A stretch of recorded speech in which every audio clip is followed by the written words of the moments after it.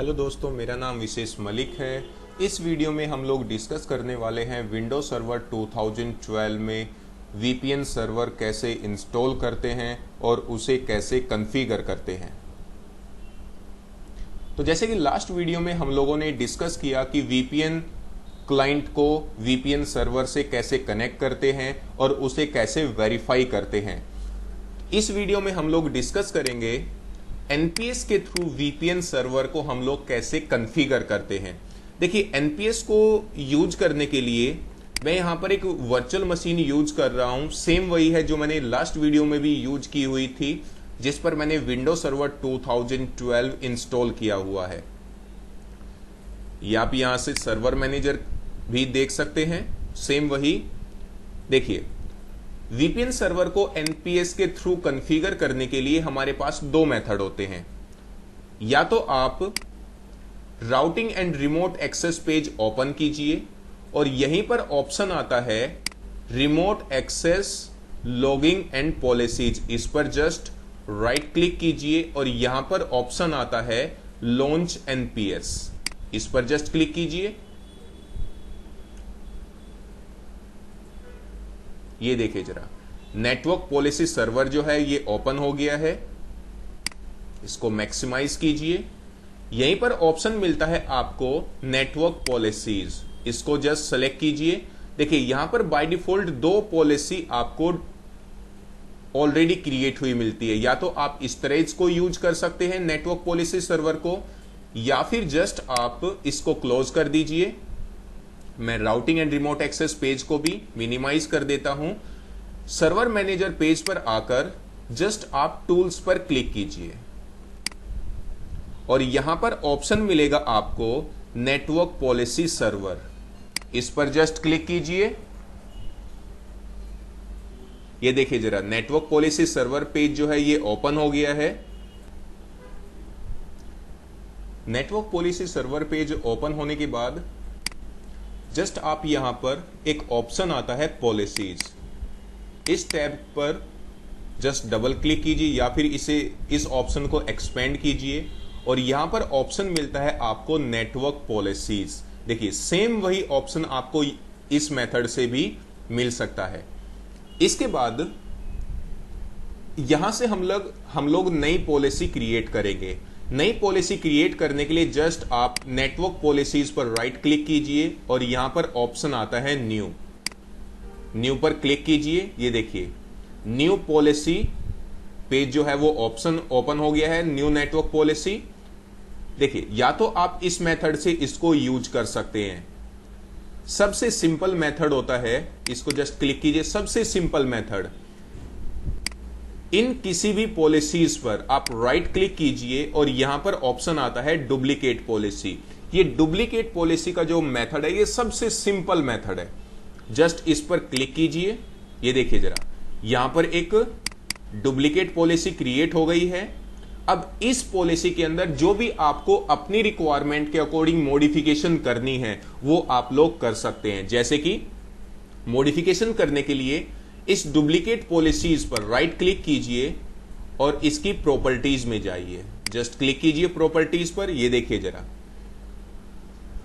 सबसे पहले आप यहां से इस पॉलिसी का नेम चेंज कर सकते हैं। जैसे कि इसको मैं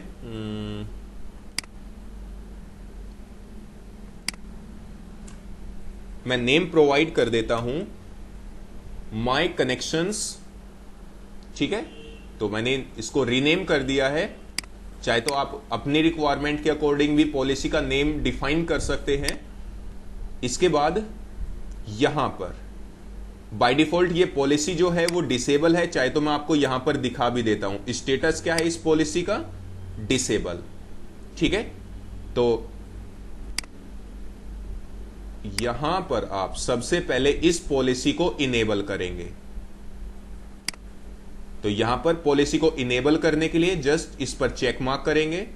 इसके बाद ग्रांट एक्सेस पर चेक मार्क करेंगे। परमिशन प्रोवाइड करने के लिए बाय डिफॉल्ट ये डिनाई एक्सेस पर चेक मार्क होता है। आपको चेक मार्क करना है यहां पर ग्रांट एक्सेस और किस पर्पज से आप इस पॉलिसी को यूज करना चाहते हैं। रिमोट डेस्कटॉप गेटवे के लिए, वीपीएन डायलअप के लिए, डीएचसीपी सर्वर या जिस भी पर्पज के लिए, मैं अभी यहां पर इसको यूज करूंगा वीपीएन और डायलअप के लिए। जस्ट इस ऑप्शन को सिलेक्ट कीजिए। इसके बाद यहां पर सेकंड टैब आता है कंडीशंस। जस्ट इस पर सिलेक्ट कीजिए या क्लिक कीजिए।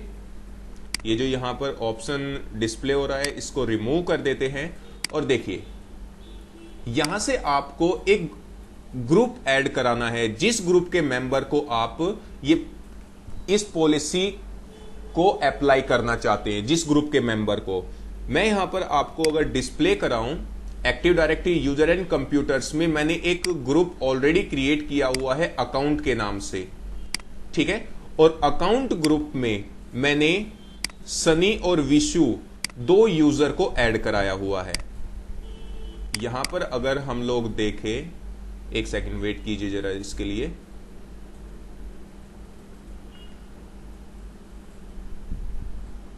थोड़ा सा स्लो वर्क कर रहा है ये।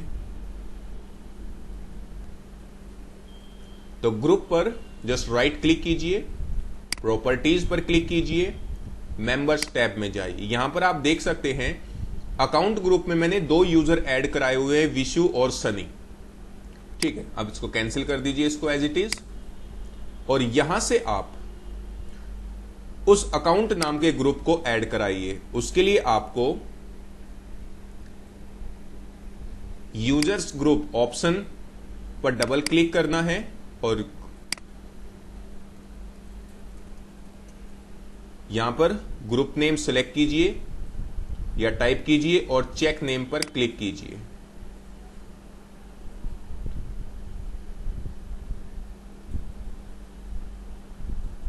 ये ग्रुप नेम जो है वो अभी वेरीफाई हो रहा है।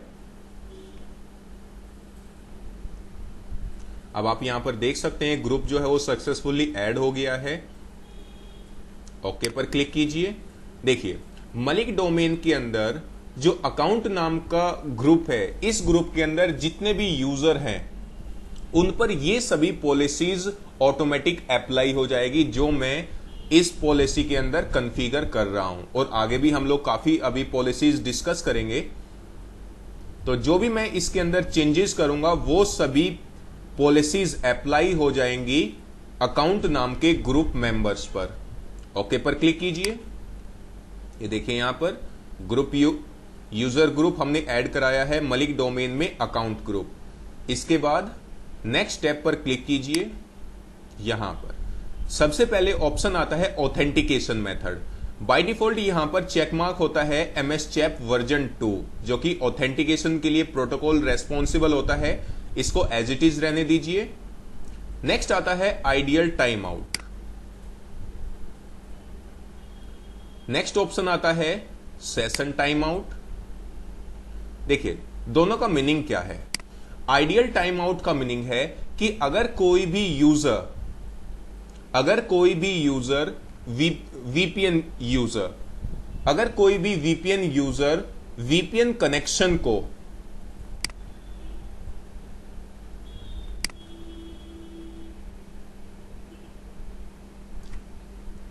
टेन मिनट्स तक यूज नहीं करता है।